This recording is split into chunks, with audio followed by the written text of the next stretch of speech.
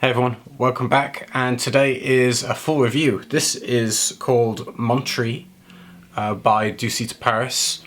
They released, this is their newest release, and Pisara very kindly sent me a 10ml like tester spray to test it out.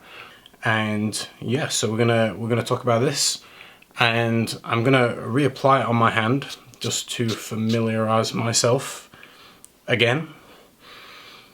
This is maybe a little slightly bit more on the feminine side, and I I use the word perfumey now and again, and this has a perfumey kind of top note.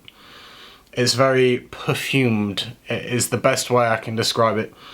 You get this kind of combination of florals. There's orris and rose, and you definitely can get both of those.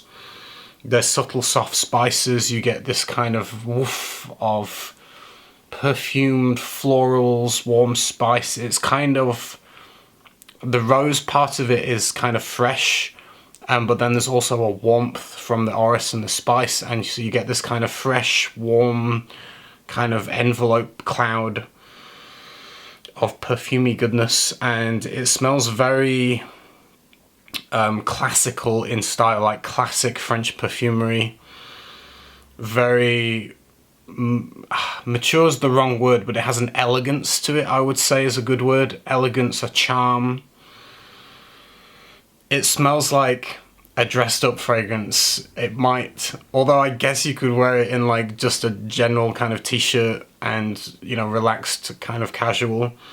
But it definitely would lend itself well to dressed up, nicely dressed, maybe more formal, you know. And so that's kind of the vibe that it gives me. Elegant, charming, sophisticated, well balanced, well blended. There are notes of oud and woods in here, but the oud part of the fragrance, I don't get any kind of funk. There's no dirtiness. It's very mellow, very smooth, and it isn't particularly prominent, I would say.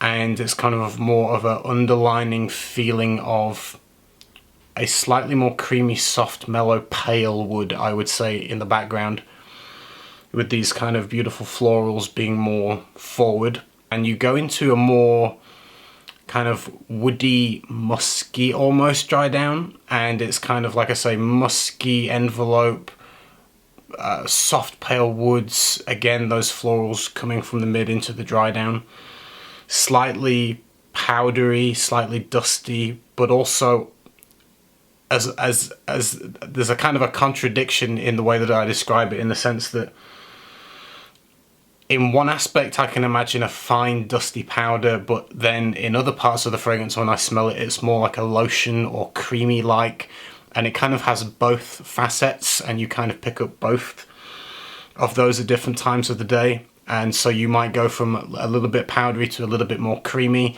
It's interesting as it changes. One word I wrote on my notes as I was writing this down with testing it was velvety. There's a kind of a velvety texture, which I guess you can imagine with the kind of soft, delicate, fine powder that I described. It also goes into the feeling of, you can imagine velvet as a texture, as a fabric. You can get that kind of soft velvet-like feeling to the fragrance as a feeling, as a texture, should I say. So yeah, very nice. I think a lot of people will like it. I think it's very likable, quite mass appealing. Again, kind of in the classical French style, I would say, but at the same time not outdated, you know. Although I say it smells classical and French style perfumery, it doesn't smell like it's from like an outdated period. Like, it doesn't smell like a 1980s fragrance. It still has a modern touch. In terms of performance for this, the projection and sillage is quite nice in the first hour. Not huge, but comfortable in your own kind of bubble. And in terms of longevity, I found around 6 hours on my skin, what I tend to call usable longevity. You can smell it, you know, faint skin scent after that. But as a general wear, I would say you would probably feel like reapplying it after around 6 hours. And in terms of like when to wear and who would wear this, again, I would say maybe slightly feminine for some men because of the florals and the kind of the elegant kind of beauty, it just has a femininity running through it. Not to say that a man can't wear it. If a man is comfortable with florals, you won't have a problem with this. Some men are a bit funny with florals, you know, smelling of rose and orris butter is not every man's cup of tea. I can appreciate that. For me, I would say unisex, again, leaning on the feminine for some people. And I would say this is pretty good in terms of season. I would say spring definitely would be a highlight. Autumn would work. It might be, if you applied it liberally in the winter, in the colder months, I think it would be okay.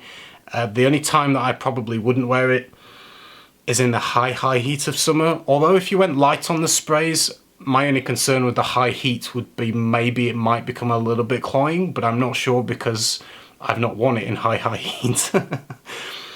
But I would say if you were to wear it in the summer, just go lighter on the sprays, heavier on the sprays in winter, but the peak time for me would be definitely spring, and autumn would be fine too. And so yeah, I think again a little bit more on the formal side than casual, just because of how elegant it does come across. It's quite sophisticated, elegant, charming. It's like not something that you would think of in a jeans and a t-shirt for me. But that being said, I'm sure you could rock it in a jeans and t-shirt at the same time. It depends on your personality and how you feel.